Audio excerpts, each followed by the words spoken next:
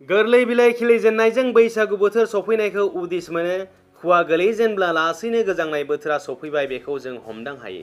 दासान्दि राजखान्थि फोथाराव राजखान्थिनि बारहावाया बारानिफ्राय बारा बारनायखौ जों ससियेल मिडियाफोराव नुबोगासिनो।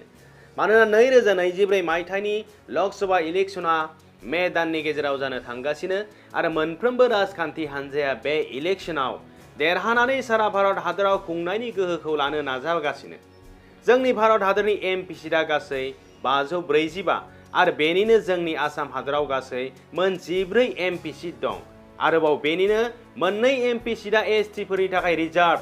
मोनसेया जाबाय दिपु लकसभा जेराव कार्बि ट्राइबेल मेजरिटी आरो मोनसेया जाबाय बर'नि उथुमै क'क्राझार एसटि एमपि सीट जेराव बर'नि मेजरिटी आरो बर'आ देरहालांनायनि मोनसेल' सीट।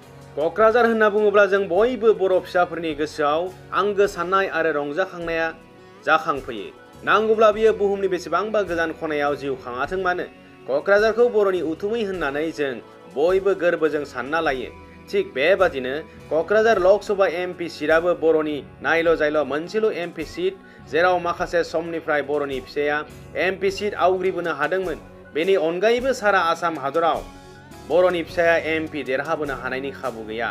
नाथाय बर' फिसाफोरनि गावजों गाव गुलाय गुजाय सैलायैनि जाहोनाव थांनाय 2014 मायथाइनिफ्राय बर'नि फिसा नब कुमार सरनियाया बर'नि उथुमै क'क्राझार लकसभा एमपि सीटखौ दिनैसिम दखल खालामनानै दोनबोदों। जायनि जाहोनाव क'क्राझारनि खामानि दामानिया बर'फोरनि मोजांनि थाखाय जायाखै आरो अरायबो जानाय नङा। ओंखायनो फैगौ 2024 मायथाइनि जानो गोनां एमपि इलेक्शनाव देरहानो थाखाय माखासे राजखान्थि हान्जाफोरा गाव गावनि खामानिफोरखौ मावनायखौ जों नुनो मोनदों। बे बिथिङाव नोजोर होयोब्ला बुजियो जे इउपिपिएल आरो बिजेपिनि लोगो दोलो हान्जानि गेजेराव इउपिपिएल दोलोआ क'क्राझार एमपि सीटनि थाखाय इलेक्शन गेलेगोन आरो बेयाव राजु कुमार नार्जारी बिथाङा इलेक्शन गेलेनायनि बिजाथि महरै गावखौ फसंनायखौ जों नुदों। बेराफारसेथिं जाय बिपिएफआ उदालगुरि आरो क'क्राझार बे मोननैयावबो बिजाथि फसंगोन। बेनिनो क'क्राझाराव खाम्फा बरगयारिया बिजाथिनि दाबिदार जानायखौ जों नुदों। ओजोंहाय क'क्राझार कंग्रेस कमिटिनि आफादगिरि गर्जन मोसाहारि बिथाङाबो क'क्राझार समस्तियाव एमपि गेलेगोना रोखा। बेनि अनगायैबो इलेक्शन स्टार पृथ्वीराज नारायण देब मेस बिथाङाबा मा राहा लागासिनो दं क'क्राझार समस्तिनि थाखाय बेबो साननो गोनां। ओजोंहाय चन्दन ब्रह्म आरो सानसुमा खुंगुर बैसोमुथियारि बिथांमोन सानैयाबो माबा नङा माबा मोनसे प्लानिं लाखागोना रोखा। मानोना गोलाव समनिफ्रायनो बिथांमोना बिपिएफजों मोजां सोमोन्दो गैयैखौ जों बयबो मिन्थिगौ। नाथाय बयनिख्रुइबो गिथावना आरो साइलेन्ट किलारमेना जाबाय आथिखालनि क'क्राझार समस्तिनि एमपि बिथां नब कुमार सरनिया जाय दासिमबो निउज ससियेल मिडियाफोराव बांद्राय ओंखारनायखौ जों नुनो मोनाखै। क'क्राझार एमपि सीटखौ 15 बोसोरनि थाखाय नब कुमार सरनियासो दखल खालामफिनसिगोन नामा? मानोना बर'फोरनि गेजेराव माखासे बिजाथिफोर ओंखारगोना रोखा जेराव नब कुमार सरनियाया बर'फोरनि गेजेराव सासेल' केन्डिडेट आरो देरहालांनायनि चान्सआ बांसिन। बे बेलायाव बर'फोरनि गेजेराव मोजां मुंदांखा केन्डिडेट नङाब्ला क'क्राझार समस्तियाव एमपि देरहालांनाया गोरलै जानाय नङा। ना बर'फोरा फिसा फिसौ केन्डिडेट होनानै फिन खनसेबाव नब कुमार सरनियाखौ एमपि महरै दिल्लीसिम दैथायहरफिनसिगोन नामा? ना हाग्रामा महिलारिया गावनो एमपि गेलेगोन? ना प्रमद बर'आसो एमपि जानानै क'क्राझार समस्तिखौ नब कुमार सरनियानि आखाइनिफ्राय उदां खालामफिनसिगोन नामा? फैदो बिदिब्ला मोनथिनानै लादोनि। लोगोसेनो अन्नानै बे चेनेलखौ साबस्क्राइब खालामनानै बेल आइकनखौबो अन खालामनानै लादो। बेखिनियाव आं नायगिरि बिथांमोनखौ मोनसे सोंथि सोंनो नागिरदों। सोंथिया जाहैबाय बर'नि उथुमै क'क्राझार लकसभा एमपि सीटखौ बर'नि फिसाजों दखल खालामजानायखौ लुबैयो ना लुबैया? अब्ला बे एमपि सीटनि थाखाय सोर गोख्रोंसिन बिजाथि जागोन? खाम्फा बरगयारि जायनो बिटिसिनि डिपुटि चिफ जानानै 17 बोसोर बिटिसि गभर्नमेन्टखौ सालायबोनो मोनदों आरो थांनाय बिटिसि इलेक्शनाव फेरेंगा बिथांजों जेननांदों। ना राजु कुमार नार्जारी जायनि मोखाङा राजखान्थि फोथाराव गोदान आथिखालाव इउपिपिएलनि जेनेरेल सेक्रेटारि आरो बे साननैसोनि गेजेराव जोबोरैनो गोख्रों बाहागो लागासिनो आरो सासे गोजौ सोलोंथाइ गोनां गोख्रों राजखान्थिगिरि फसंनो नाजाबोगासिनो। नोंथांमोना कमेन्टआव फोरमायहर सोर गोख्रोंसिन बिजाथि जागोन क'क्राझार एमपि समस्तिनि थाखाय। ना बेनि अनगायैबो सोरबाफोर गोख्रोंसिन बिजाथि दङ नामा जायनो आथिखालनि एमपि नब कुमार सरनिया बिथांखौ फेजेननो हागोन? क'क्राझार लकसभा समस्तिया जाबाय बर'नि मोनसे जारिमिनारि MP समष्टि जेराव 1957 मायथाइनिफ्राय 2014 मायथाइसिम बे लकसभा समष्टियाव 34 बोसोर गोजोरै बर'फोरनि फिसानि मुङा MP महरै सनानि हांखोजों लिरजाबोदों। नाथाय 2014 मायथाइनिफ्राय दिनैसिम 10 बोसोरनि थाखाय बे समष्टियाव सोरबा बर' MP नब कुमार सरनिया बिथाङा गावनि मुंखौ थिसनना गालांबाय आरो सनानि हांखोजों लिरजानाय मुंफोरनि गेजेराव गोसोम दागो फुननानै गालांबाय। दानिया फैदो क'क्राझार लकसभा समष्टिनि सुंद' जारिमिनाव।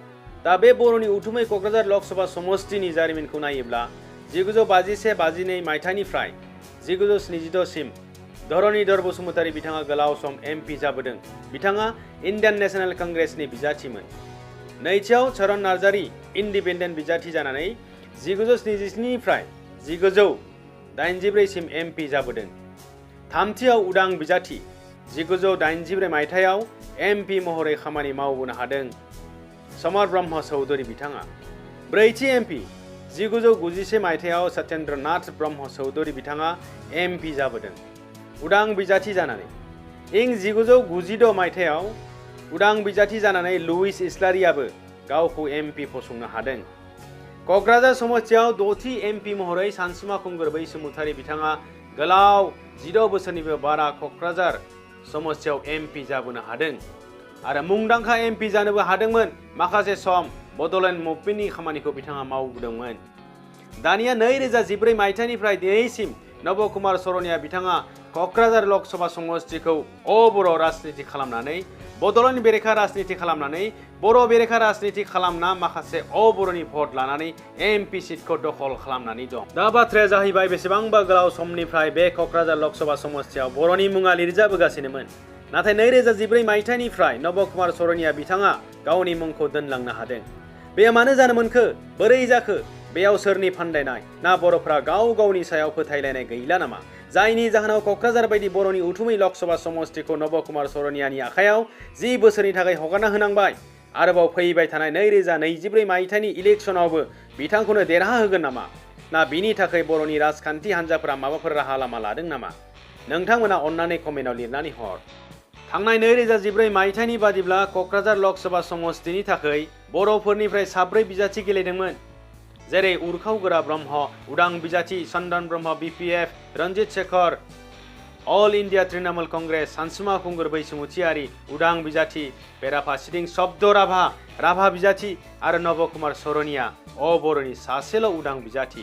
जायनि जाहोनाव 2014 मायथाइयाव 12,23,869 भट जानायनि गेजेराव नब कुमार सरनियाया 6,34,428 भट मोननानै MP सिटखौ दखल खालामनो हादोंमोन आरो उरखाव ब्रह्म बिथाङा 2,68,649 भट मोननानै सेकेन्ड पजिशनाव थानांगौ जादोंमोन। थिग बिदिनो 2019 मायथाइयावबो BPF आरो UPPL बर'नि राजखान्थि हान्जा दोलो मोननैयाबो क'क्राझार लकसभा समष्टिनि थाखाय बिजाथि होनायनि अनगायैबो माखासे बर' बिजाथिफोरा इलेक्सन दारायनायनि थाखाय नब कुमार सरनिया बिथाङा 14,79,485 भटनि गेजेराव 4,84,560 भट मोनना MP सिटखौ फिन खेबसेबाव दखल खालामनो हाफिनो आरो BPFनि प्रमिला रानी ब्रह्म बिथाङा 4,46,774 भट मोननानै गावनि खाफालखौ दुसिना लानांगौ जायो।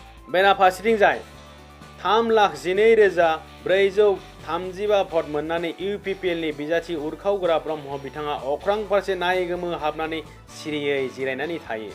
गुबुन बर' बिजाथिफोरनि बाथ्राखौथ' दानांजाखा। दा बाथ्राखौ जों बयबो बर' फिसाफोरा सानना नायनायनि सम जायाखै होनब्ला? ना माखासे राजखान्थिगिरिफ्रा राजखान्थिनि मुङाव राजखान्थि खालामनानै गावनि गासैखौबो खोमाना लागासिनो नामा? बे सोंथिखौ बयबो बर'फोरनि खुगा खोनानो मोनसै। क'क्राझार लकसभा बायदि सिटखौ नब कुमार सरनियानि आखायाव हगारनायाव बर'फोरा बेसेबां खहा जाखो? मा मुलाम्फा जाखो? आरोबाव इयुनाव हगारबावोब्ला बर'फोरनि राजखान्थि हालोदा मा जाहैगोन? ना नैबे बाराव बिथांखौ बिदाय होनोसै नामा? आरो जुदि बिथांखौ क'क्राझार समष्टिनिफ्राय बिदाय होनांगौब्ला जों साफ्रोमबो बर' फिसाफोरनि मावनांगौआ मा जानांगौ? अन्नानै नोंथांमोना गाव गावनि बिबुंथिखौ फोरमायहर।